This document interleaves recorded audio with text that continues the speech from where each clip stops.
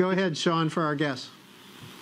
I want to talk to you about history, and in the words of John Henry Clark, the great Mr. Clark, people don't know real history.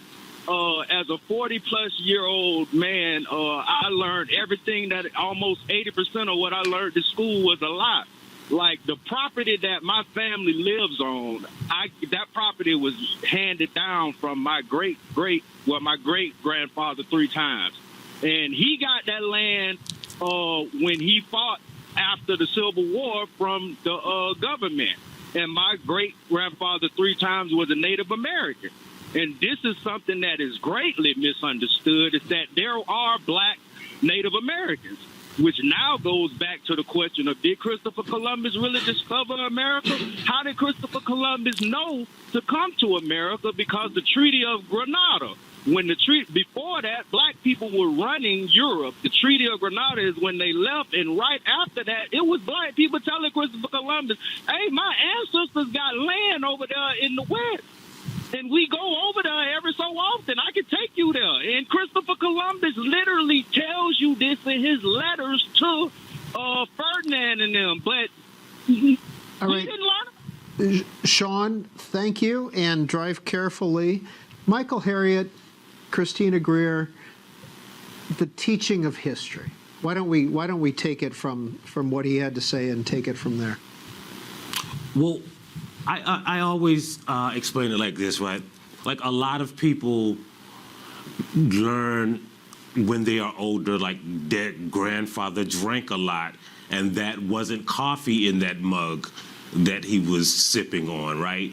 So we all whitewash history, right? We make our ancestors, the people who came before us, more pleasant to think about, right? Like we don't want to teach our children how harsh this world is. And if you expand that, right, that is how American history is taught in this country.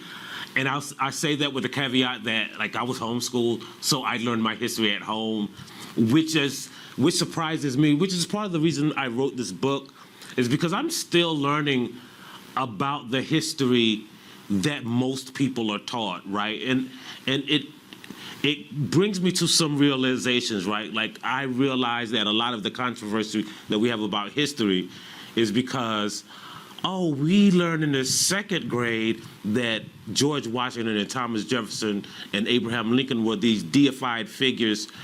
And then 8 years or 7 years or 10 years later, they realize they may teach students that they were slave owners, that they owned human beings, that they were essentially human traffickers.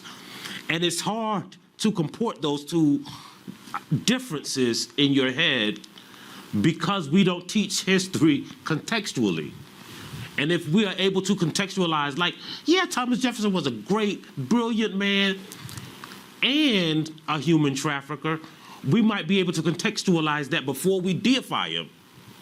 And I think people, instead of learning how to think of these issues and think of these people, they create this mythology, and it's hard to dissuade people that the myth that they learned about the country they live in isn't true, and there is no truth to most of the history they learn. And that is the thing that most historians have to combat. And for a long time, the way we combat that was to just go with the lie. Professor Greer. I agree with Michael wholeheartedly, and I think, the role of historians and now journalists who are excavating some of the archives, we see how apoplectic so many Americans were in learning about the 1619 Project. The real story, I always say that, the brochure of America is much better than the actual location. It's like the brochure says that we're a Four Seasons or a Ritz-Carlton, and it's like you get here and it's a Howard Johnson or a Motel 6 at best. I think, just as Michael said, so many people are shackled to this notion of the hagiography of so many of these murderous founders of this nation, and they don't ever want to look at the fact, Thomas Jefferson, you can't be in a relationship with someone who's enslaved. Okay, period, dot, end. That's not a relationship. You were an enslaver. of a human being, several human beings. And so when you think about someone like Governor Ron DeSantis in Florida, who's making teachers essentially learn fake history and teach, the students in Florida that George Washington and Thomas Jefferson didn't even own human beings and that they were just great men who started the United States and slavery was just, an immigration program where black people miraculously got here, and not talk about, how we've changed the course of marine life because so many sharks followed the slave ships from the western coast of Africa to the east coast of the United States. I mean, all of these larger conversations about the mass genocide of Native Americans, how in second grade we learned about teepees and wigwams and, the 6 big, tribes in the Native American culture, instead of learning about the thousands of tribes and communities that were all across the United States and forced off of their land if they weren't killed first. I mean, these are real hard conversations to have. And I think James Baldwin really sort of excavates it for white people to say, it is really hard to face facts. And, we're all entitled to our own opinions, but we aren't entitled to our own facts. And I think that's the tense moment that we're in, that so many white people in this country cannot understand the facts of what this country has been.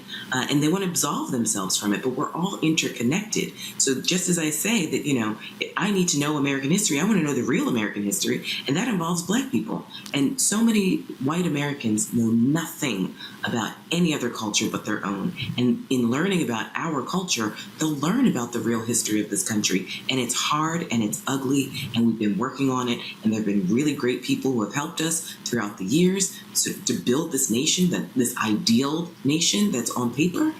There have been collective opportunities of coalition building across this country, and we have to have the real conversations about who was involved and who wasn't, and all the work that still needs to be done. And that's the thing. Black folks have been so invested in this nation and trying to make it into the ideals that are on that paper, and so many people are just obstinate in having those conversations and actually doing the hard work to undo some of the foundation that is white supremacy of this nation. All right, Brian, Albany, Georgia. We have about a minute and a half left for you, Brian. Go ahead.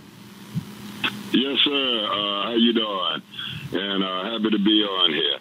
I'd just like to know, why does everybody equate crime with black and brown people? Why does everybody equate drugs with black and brown people? Anytime you hear about the political arena, people talk about, the crime is rampant. They basically talk about black and brown. Why don't they just say that there?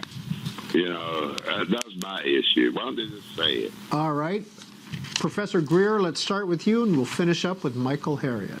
Yeah, I'll defer to Michael on this because I've heard him talk about this before, and he's brilliant and concise. All right. But, I think that it's a lazy way of contextualizing racism, and a lot of people just immediately just think they use crime as a proxy for black, and that is incorrect, especially when you look at the data and the numbers. Right. So when you look at the data and the numbers, we see that, first of all, if you just take the end of his question about drugs, like we know without a shadow of a doubt, year in, year out, the biggest survey in the world shows that white people do more drugs than black people.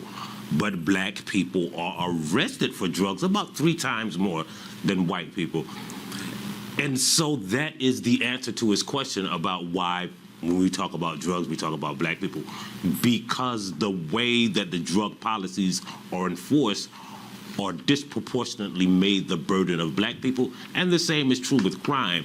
We'll cite statistics about crime and how black people commit crime. And I always have to point out that those crimes are just arrests, right? So those are the statistics they're using. When you look at conviction, you end up seeing that black people are convicted at lower rates than white people because white people aren't arrested for most of the crimes they commit. And most of the crimes they commit that we talk about are police-generated crimes, right? So when you stop people on the highway for speeding, like those people aren't criminals until they are stopped, right? When you arrest people for drugs, those people aren't criminals necessarily or in the criminal justice system until they are arrested. So how police enforce the law, how the criminal justice system is enforced, is what shapes our perception of crime, right? Like, we don't know how many people in this city that you're in are using drugs right now. All we know is how many people the police arrest or the police see who are using drugs. And an institution that disproportionately kills black people, an institution that disproportionately incarcerates black people, an institution that disproportionately arrests black people, an institution that disproportionately brutalizes black people cannot be a metric for how we judge those people. And that is why we talk about black people when we talk about crime. Both Michael Harriot and Christina Greer have podcasts on the GRIO, GRIO